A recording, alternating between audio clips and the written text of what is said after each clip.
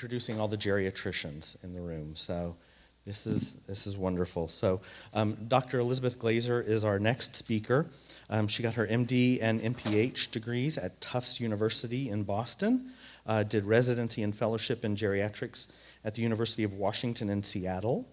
She's held multiple academic teaching positions in departments of internal medicine and geriatrics at George Washington School of Medicine, Georgetown University, Harvard University, and currently at UTHSCSA.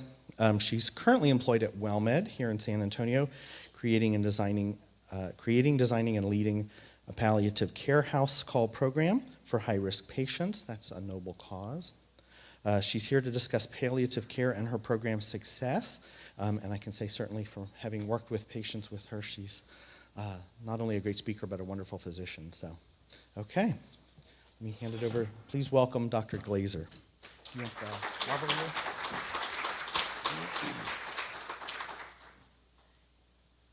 So while I'm getting microphones here, I just like to know who I'm speaking to, like the audience. So can you raise your hand if you are a provider, physician, nurse practitioner, dentist, veterinarian? Okay, great. Can you raise your hand if you're a social worker? Case managers. Great. Nurses, CNAs, MAs, people who are super interested in older folks. Awesome. Okay, great.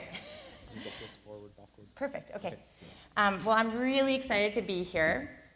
This is a topic that I'm passionate about, and hopefully you'll see my passion come out in the lecture. And before I start, I wanted to tell you that I was here last year, and I was speaking about a topic I wasn't so passionate about, Medicare and managed care. And I'm just so happy to be back speaking about something that I feel like I know a lot about. So thank you for inviting me, Byron, and thank you for having me. So before I start, is everyone familiar with WellMed and here in San Antonio? Raise your hand if you have some familiarity. Okay, so we'll go through that. How about palliative care? Everybody knows palliative care. Raise your hand if you feel very good about palliative care. Okay, since there are a lot of hands in the room, those of you who are not fellows in palliative care or geriatrics do not get to answer this question. But so what is palliative care? Comfort care, good. Keep going. Any other thoughts about palliative care? I mean, this is a subspecialty of medicine. It has to be more than just comfort care. Anything else? Some end-of-life care. Good, good. Does it have to be end-of-life care? No. Okay, but it is a lot of times saved for end-of-life, yeah. So we're going to talk a little bit about palliative care and how palliative care, well, before we even go in there. So how does palliative care differ from hospice? Raise your hands. If you're a fellow, don't answer this question. Brandy, don't answer that question. Palliative care and hospice, what's the difference? Because I get this all the time from patients, like, why do I have to see you? You know, I'm not ready to die, I'm not end of life, what can you offer me? So what's the difference between palliative care and hospice? Yes? Change of focus, how so?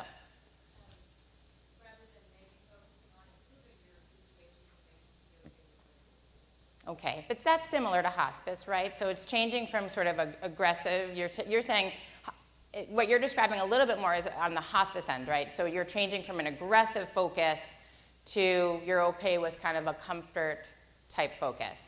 But palliative care, yes? I was just going to say it's more of a management. Palliative care is more of a management of symptoms and things like that, whereas hospice allows them to progress. Exactly, exactly. And you can progress with palliative care. You can progress with palliative care. So I'm sort of, this is kind of like a read my mind type question, so I'm just going to give it to you.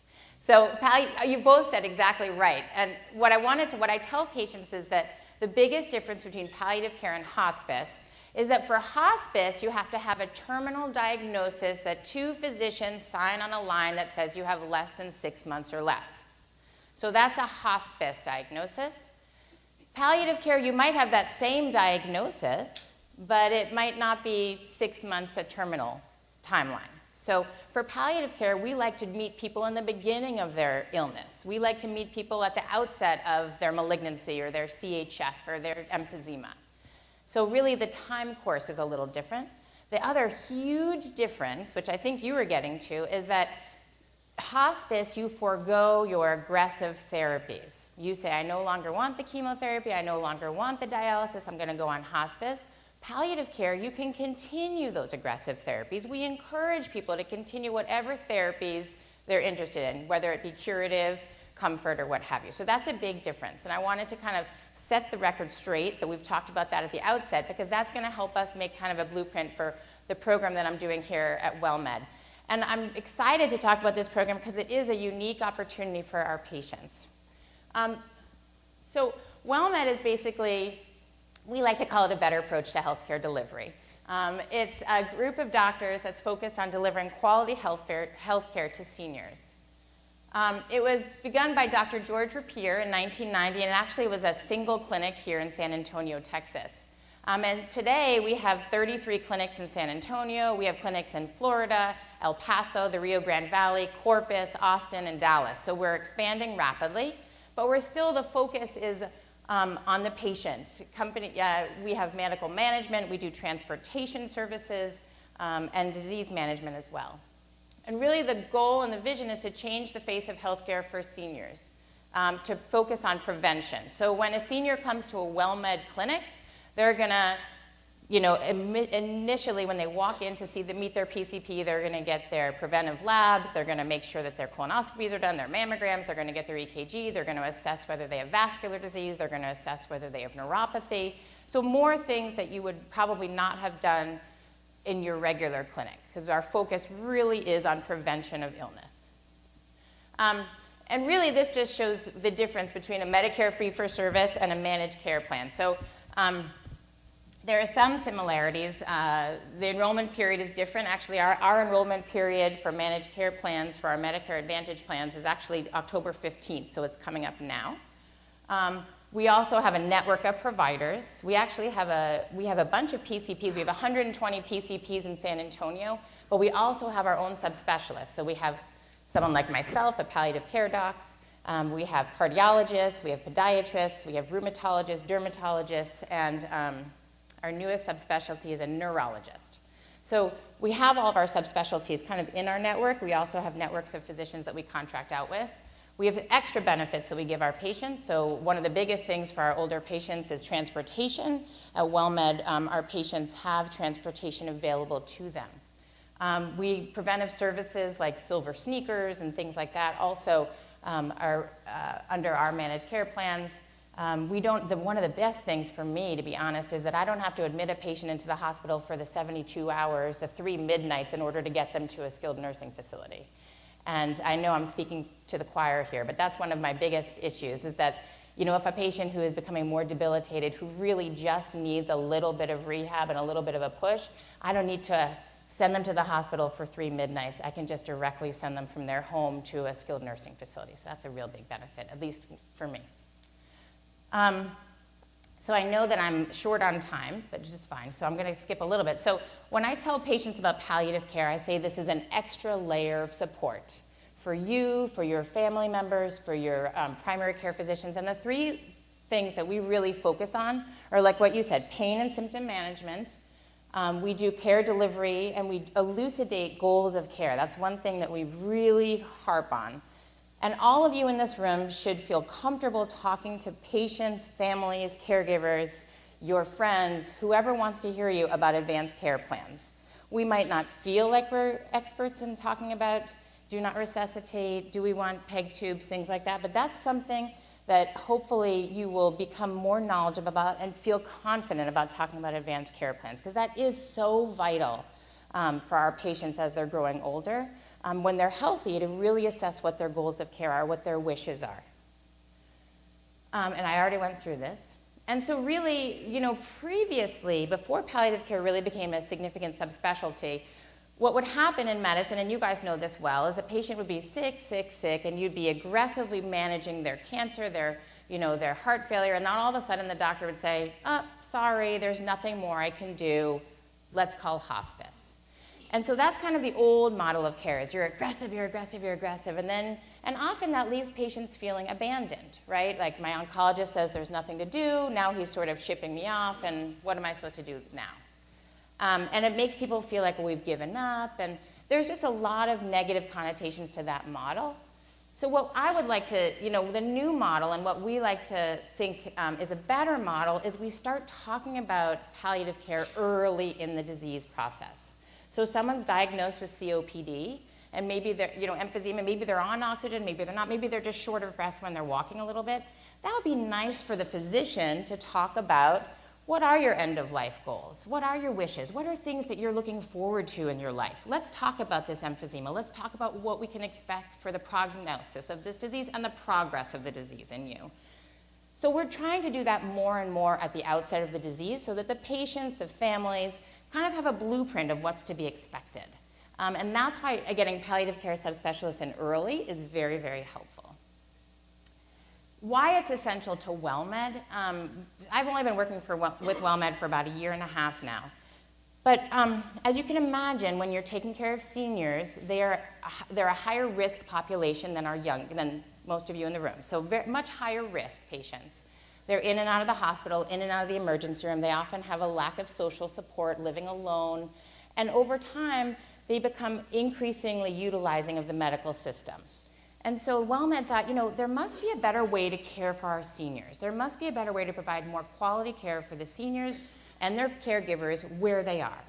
How can we do that? So they hired me to try and figure out how do we take care of these very, very high-risk seniors that we can't seem to get a handle on, back and forth to the ER, back and forth to the hospital. And the other thing that was quite telling is that our hospice rates at WellMed were very low. So we take care of about 44,000 people here in San Antonio, and at any one given time, less than 1% of them are on hospice actively. So if you think about that, for such a big organization that's caring for very high-risk seniors, that number should probably be higher, okay? And so we were talking about there certainly is a need for something to help us, some program that will help us take care of these seniors and appropriately transfer them to hospice when it's appropriate, as opposed to during that last hospitalization. So let me tell you the scope of the problem. The median length of hospice stay in 2013 was 18 days. So think about that. I'm just going to pause for a minute. 18 days. Now, has anyone ever had family, personal experience with a hospice? Just raise your hand if you have. And I'm a big hospice fan. I mean, I feel like hospice is such a great benefit. I mean, I always say to my patients, this is probably one of the best benefits that your Medicare can offer you. And for me, being on hospice for a long time, not years, but at least 6 months, maybe 8 months, maybe a year, is much better for the patients and the families than just 18 days, okay? Anyone who's had family experience probably agrees. I'm seeing some nodding in the room, because when you get on hospice, it's like, oh my gosh, a new agency, new people. For you to feel comfortable, for your family, for the patient to feel comfortable, being on it for 18 days probably doesn't give you that comfort zone, okay? Why does that happen? Well, obviously PCPs, one of the things is, and when I'm training the PCPs and how to talk about this stuff with patients, they say, well, we have no time. We see patients for, at WellMed actually, they see patients for a half hour and 45 minutes, so they probably do have time. But if I was talking to a Medicare fee-for-service provider, they probably would say we don't have time, right? Because they're seeing patients an average of every 12 to 15 minutes. The second thing is that they don't feel comfortable, right? They don't feel comfortable having these conversations with patients. And the third is that the patients, there's a lot of denial as well, patients, family denial. So people might not be, the reluctance to accept things. So I said 18 days was the median, but if you look at the biggest pie, I wonder if I have a little pointer. Is that a pointer? Yes. So if you look at this big pie piece here, this is less than a week in hospice. So the majority of patients in hospice, this was from 2011, were in hospice for less than 7 days. So, I was saying 18 days is really short. You can imagine a week is really, really short, right? This is a very busy slide, but I want to highlight that this data really shows it took all comers that passed away from 2000, 2005, and 2009. And this was kind of this is a transformational study that was published in JAMA last year. And it basically said that how are we at taking care of our patients at the end of life? And to be honest, we're not good, okay? So this data showed that within the last 90 days of a patient's life, 70% of patients are in the hospital, okay? So I'm just, think of that. 70% of patients in the last 3 months of their life spend some time in the hospital. within the last month of life, 30% are in the intensive care unit. I mean, it's staggering, right? I mean, so if we could take those numbers and slash them to the point, I mean, when you ask patients, where do you want to die? Does anybody say in the ICU? I would say no, right?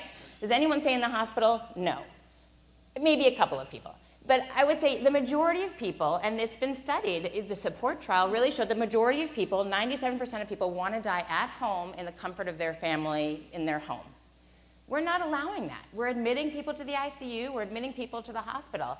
So basically, and this comes from the same data, we're using hospice more. So people in hospice, we're using hospice more. At the time of death, 43% of patients were in hospice, and this study studied about 250,000 comers. So this is a big, big study. So we're using hospice more, but we're waiting until the very end. 10% of them are in hospice for less than 3 days or less because they've spent so much time in the ICU and so much time in the hospital. So when you think about this type of data, you think, gosh, there must be something better. There must be something we can do to improve this.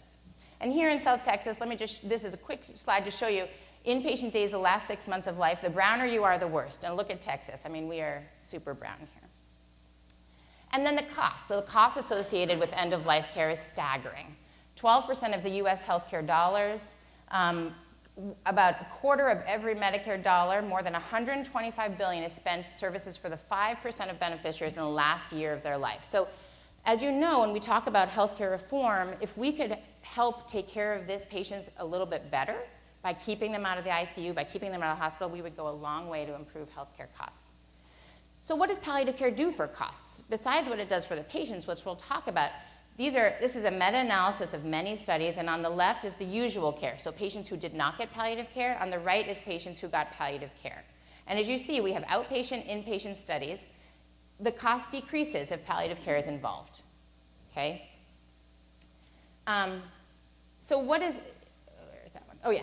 So then I got to thinking, WellMed, when they hired me saying, what can we do about these patients? I'm a geriatrician at heart, and I love home visits. So I said, gosh, could we do a home visiting palliative care program?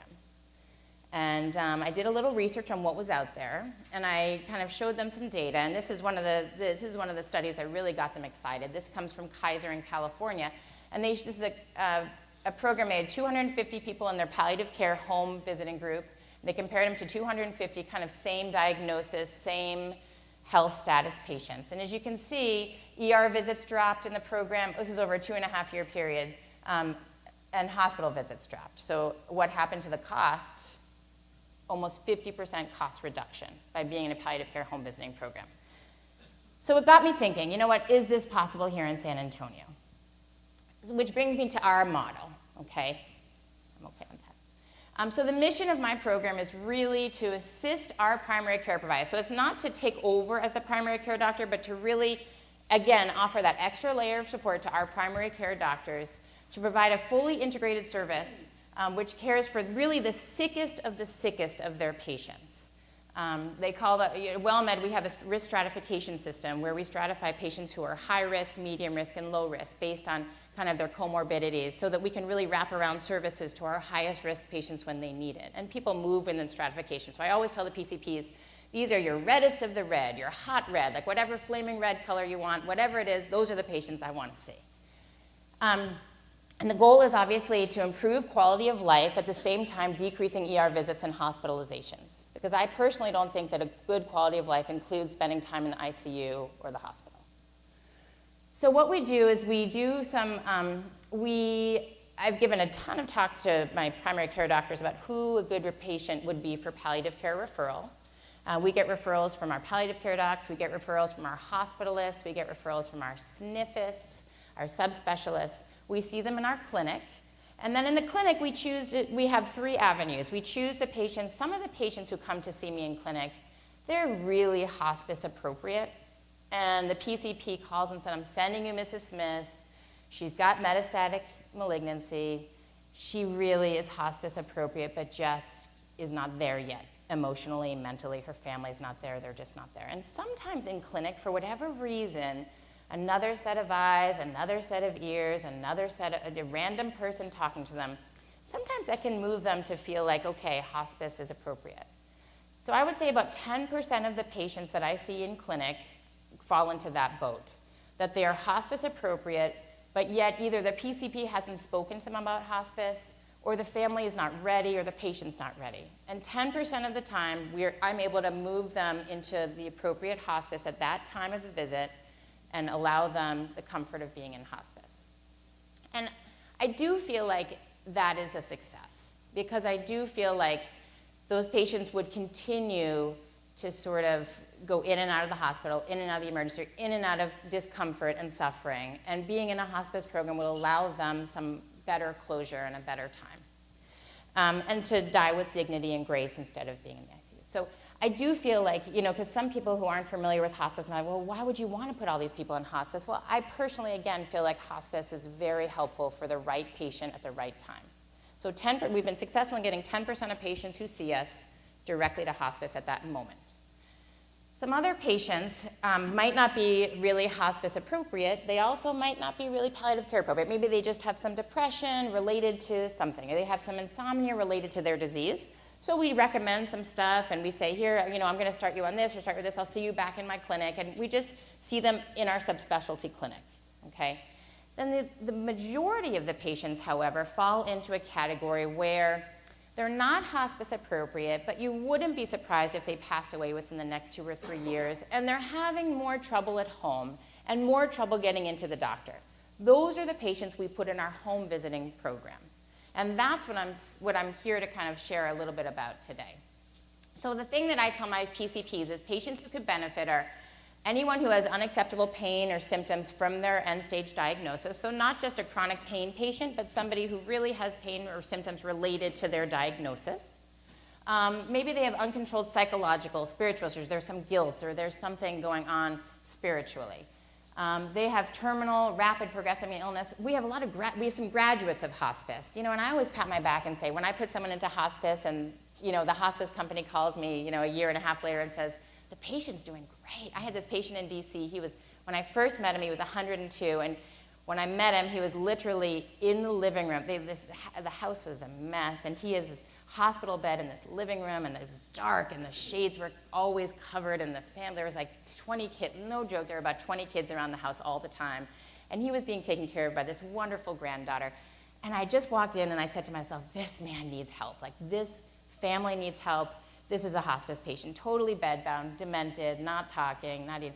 So we got him into hospice, and because of all the help, he was 105, and they call me and they say, he's really doing great. I don't think he meets hospice criteria anymore.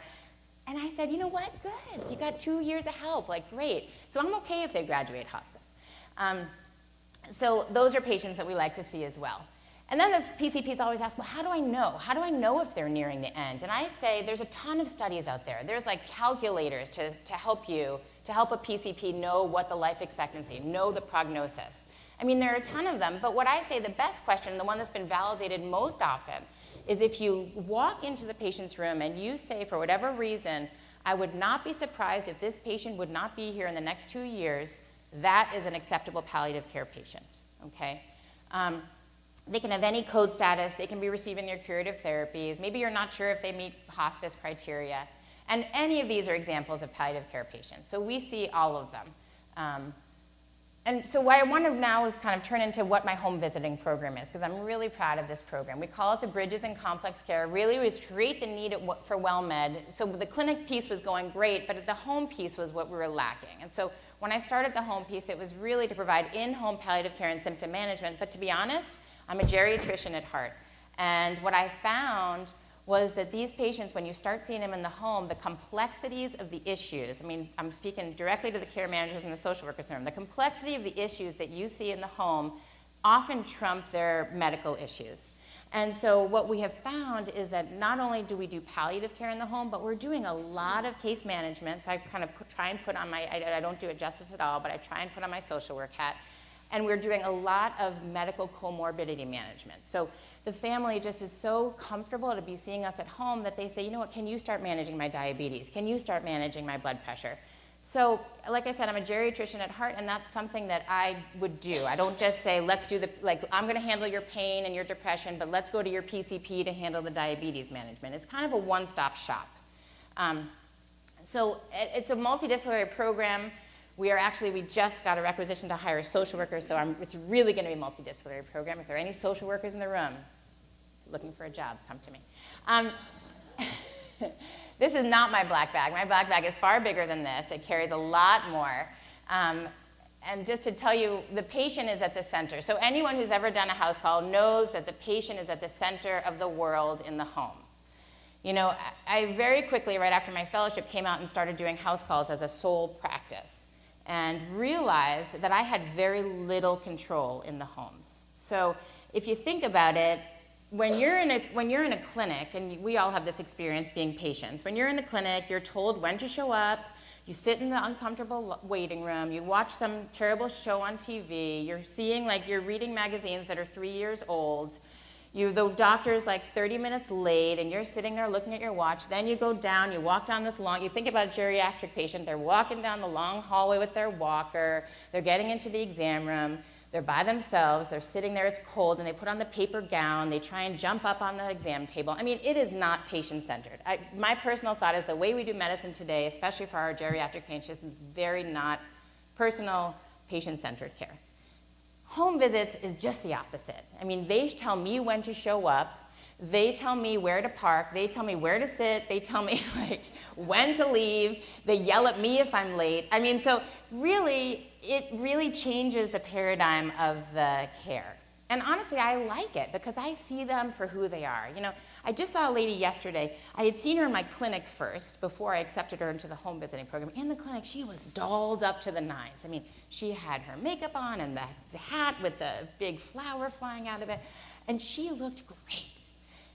But I could tell that there was something underneath it. So I said, you know what, I'd love to see you at home. I'd just love to see you, what's going on. She was not taking her meds. Her meds are all over the place. The PCP was going to add his like 6th antihypertensive medicine because she couldn't control the blood pressure. And I said, you know, before we do that, let me see her in the home. Let me see what's going on. Sure enough, so I see her in the home yesterday for the first time. The home is a mess. The meds are everywhere. We have meds in the medicine cabinet, meds by the nightstand, meds in the husband's bathroom, meds in the closet, meds in the kitchen table. So clearly now I realize why she's not taking it, her blood pressure is not under control. And she's now in her pajamas. I came early enough because I wanted to make sure she didn't doll up for the visit. And she was like a different woman. I mean, she was like it was just all of her. You know what I mean? Like she was not wearing any disguises. It was just a pure visit. And I really got to the matter of like what's going on. And I think that really highlights for me the difference between a clinic visit and the difference between a home visit. So that's really important to me. But the patient really is at the center. So the services we offer, we obviously manage total pain. We obviously manage their chronic illnesses. We do some, as best we can, psychological and spiritual care. We don't have a chaplain, so we're not a hospice agency, so we don't have that piece, but we try our best. And we focus on evaluation of patient and family goals of care. It's very high tech now. I mean, I don't know if you guys know this, but you can do pretty much everything in the home that you can do in the clinic or in a kind of a mini urgent care center. So x-rays in the home, lab draws in the home, joint injections in the home, immunizations in the home, IV therapy in the home, IV antibiotics in the home. I mean, you really can do anything in the home. And so reminding the patients that you don't have to call 911 because we can pretty much take care of everything. So let me just go really quickly into our palliative care outcomes. So right now, just to let you guys know, at WellMed, or forget WellMed, at any Baptist hospital system, your loved one, your patient can get an inpatient palliative care consult. And that's provided by Optum Hospice. They have palliative care providers that when they work in Baptist, they put on their Baptist hats, they get rid of their Optum badges, and they really work for Baptist, but they see a lot of our WellMed patients because most of our WellMed patients go to the Baptist system. And I want to just highlight that is a really great resource for us in the community because if you have a patient who's in and out of the hospital, who's in the ICU for a long time, who you can't move in terms of their families or the patients in terms of decision making, getting a palliative care consult can often kind of pave the way for them. We also have clinics. We have, like I said, there are 33 clinics in San Antonio. We are doing our palliative care clinics in like 6 regionalized clinics, and you see them there in purple here. So we're trying to kind of be all around the city seeing our palliative care consults. And then the home visiting patient, the home visiting program, currently we're in this little blue area, and I'm happy to report we just hired our second nurse practitioner, so she's going to kind of take over this area. So pretty much we're going to be inside Loop 1604 totally by next month, which I'm super excited about. And right now we have 2 MDs, myself and another geriatrician, palliative care doc. We have now 2 NPs. We're looking for a 3rd NP. We are hiring a social worker, like I mentioned. We have 6 nurses and 2 MAs and 1 LVN. So when I started the program about last year in the summer, it was little old me, and now the program has really ballooned into a significant program. So just to get you, this is from end of July. So right now those numbers are much higher, but we have seen about 450 patients. Like I said, right from the clinic visit, we've been able to convert about 50 of them directly to hospice. 9 of them have passed away. From our home visiting program, we've enrolled about 300 patients that we see in the home. Currently, we're following actually about 250. And we've converted more than that now, but about 64 and 32 have passed away. So if you think about it, our hospice conversion rate, I told you originally that WellMed currently has less than 1% on hospice. We have the patients we've seen, about 26, now about 29% of them have gone to hospice. And like I said, I think that is a success for a program like this, because when you get them on hospice at an appropriate time, they can avoid the catastrophic outcomes later on. The other thing we've been able to do is we've been able to increase, remember I told you the median length of stay on hospice is 18 days? Well, for our patients, it's 101 days. So still, we're kind of in the low end. I'd like to be about 6 months. But again, we're sort of, it depends on when we meet the people. Now that we've been in business for a little longer, hopefully those days will increase. And I'm also really happy to say that we've only had 2 deaths happen in the hospital for patients. So we've had 66 patients pass away, unfortunately, and 2 of them were in the hospital at the time of their death, and those were the only 2 that were not in hospice. So happily, 64 patients have passed away with their families in their homes in a comfortable situation. And the other thing I'm really happy to report is we've been able to talk about advanced care plans. So wishes, goals of care, do they want the PEG tube, do they want the transfusion? And we've been about 90% successful. Not everybody says do not resuscitate. You know, we take all comers, so you know, most of them do. And then this is exciting for my executives, but this is just hot off the press. Right through July is kind of where we were about 2 to 3 months lagging in our data. But as you can see, and I showed you the data for the Kaiser program, that they were able to decrease costs by about 45% with a program such as this. Now this is 2014, January, February, March, 2014, April, May, and June, and then this is starting for July. And as you can see, the admissions per thousand, so pre is before they were in our program, and post is after. These are just for the home visiting patients, so just for those 300 patients. And as you can see, the numbers have dropped exponentially, you know, by half about, exactly. And the cost, this is the total healthcare per member per month cost to take care of these patients from pre-1800 to 1200, pre-1700 to 936, and we're doing okay this quarter. So as you can see, not only are we helping the patients die in a comfortable place, and we're helping them improve their suffering and improve their quality of life, but we're also helping to decrease ER visits and hospitalizations, whereby we decrease costs. So it's more of a cost avoidance. So let me just end with a patient experience. This is Mrs. B. She's a 67-year-old lady. She was a Katrina evacuee, so she came here alone. Actually, she left her son, David, in Louisiana, who has a family and 5 kids. And she came to live in just a regular apartment, not a senior apartment. She lives in a regular apartment building. But she has some significant comorbidities. She's on the verge of dialysis. She has very poorly controlled diabetes to the point where she's just not taking care of herself. She really is isolated. When we first met her, her vision was down from diabetic retinopathy, so she wasn't really able to see or take her pills very well. And she wasn't moving too well. She had had a bunch of falls, so she's using a walker in her very cluttered apartment. So the main reason for the referral was the PCP called me and said, you know, I don't think she's a palliative patient per se. You know, I'm not sure she's going to, it would surprise me if she passed away within 2 years. Can I still refer her to you? And I said, well, it sounds like somebody who's complex enough that it sounds like home visits would be appropriate. So I said, sure, let me meet her. So the reason why he really referred us is because she kept popping up on his ER visit list and his hospitalization. And as you can see, the reasons for hospitalizations were random. I mean, there was no rhyme or reason to these hospitalizations. You know, and honestly, I think she was going into the hospital because she had nobody else. She had no one else to talk to, and she kind of wanted some interaction. So we admitted her, and she was probably one of my first patients when I started, April 2013. And I saw her monthly, and we were able to contract out with some social work assistants, so she was able to get a provider through DAD, so she has 20 hours a week for a provider. She got some therapy in the home to help with her walking, and then when my program expanded and I hired my first nurse, my nurse came out to do weekly visits, and we did her pillbox filling, and we pre-filled her insulin syringes. We talked to her about her diet, and we sort of connected her. She was a very spiritual woman who really wanted to get back into going to church. We connected her with a church nearby, and she started attending classes there. And her A1C, which is the measure of diabetes, went, I'm not saying it's a huge success, but you can see it went down a little bit, which is good. She has some increased medication compliance. I wouldn't say we're like 100% yet. I mean, I go there and some of those syringes are not being taken. She was depressed when we first started. We started an antidepressant, and that number, the higher it is, the worse the depression. After starting her depression medicine, she got better. She didn't have the home care provider. She did. She was isolated. She's better. She's using Viatran. She was calling EMS all the time. And really, she was now participating in things.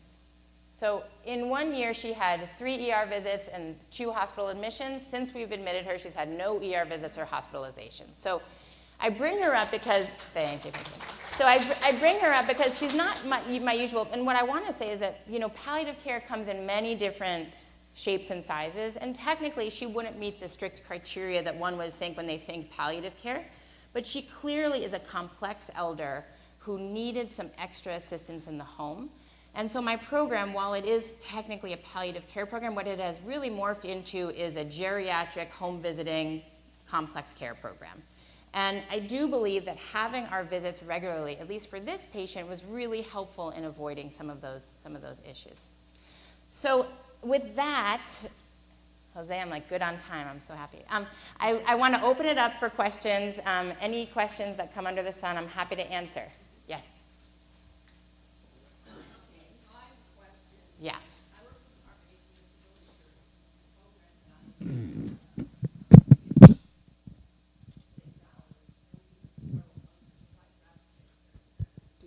Can't get respite, do any other types of services. So I was glad to see here, like an example of, like a home visit does say caregiver assessment and caregiver, like looking for burnout. So I think what's critical, like from my perspective, is that, we've talked about this at work, that doctors start when they bring in a family member. It needs to be person-centered for the client, for the patient, but we also need to focus on the caregiver and start asking, how are you? So that's just my point, is that in part of that whole model, we can't forget the caregiver. And I think you're totally right. I mean, that's the crux of, I always say to my caregivers, you're the rock. If you go down, things are going to happen. So we need to take care of our guy. I totally agree with you. Okay. Thank you for Thanks. sharing that.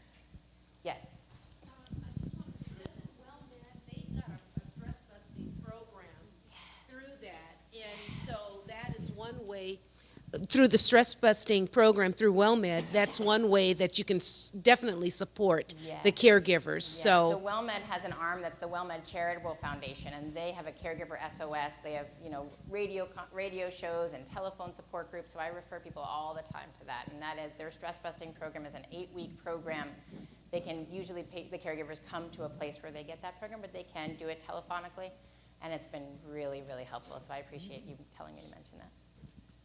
Other questions, thoughts? Yes? Do your referrals have to come strictly from a physician? It can come from anybody. So, we get referrals from our care managers, our social workers. I mean, they have to be a WellMed patient for us to see them. So again, if you have a patient who's, not that I'm here to tell you to bring everybody onto WellMed, but open enrollment is October 15th. So if you're interested, I'm encouraging people to, to join up with our services, and then we can get referrals from anywhere. On the WellMed, you had mentioned that it's in the Rio Grande Valley. Is your particular program in the Rio Grande Valley? Well, thank you for asking and letting me publicize that. So after I showed the executive, so I'm like a little pea in the WellMed big family, right? And so after I showed some of this data to our higher ups, they said, we got to expand this. We have to expand this. This is great. And so we actually are hoping to start in the Rio Grande Valley in January. Next month, we're going to start in Austin, as well as Corpus. And then we're going to do Rio Grande Valley and El Paso in January of 2015. Then we're going to move on to Dallas and Florida. So yeah, hopefully by this time next year, we'll have it in all of our markets. And we'll have both the palliative care clinic piece, which is the easier one to kind of start out with, because finding the right people to do home visits has been more challenging. So, you know, finding nurse practitioners in these other areas or finding MDs who want to champion a program like that is more challenging. So it's going to take us time to get that home visiting piece. But yeah, yes. I just want to mention that in the Valley, we do have two senior centers, one in McAllen and one in Harlingen, and they do offer services. The SOS caregiver program, they do have services for caregivers as well as the seniors. And I brought some brochures with me. I don't know if anyone's interested, but I brought some brochures about our palliative care program. I'll leave them up here. I know we're going to break soon, so I'm just going to leave them on this little table. There's some in Spanish. There's some in English, both about our home visiting program and our palliative care program as well, which are really one and the same, but sometimes it's nice that we get to do lots of marketing for the same program. And then I have a couple of my cards up here. I'm sorry, I don't know where they all went, but the number is on the back of the brochure. So if you're interested or you need to reach me, the number's on all of our brochures, how to reach me. Any other thoughts, questions? So this is something unique here that we can offer in San Antonio, and I'm really proud of the program that we've been able to offer and to develop. And I'll stay here for a little bit if anyone has any other questions that you want to know.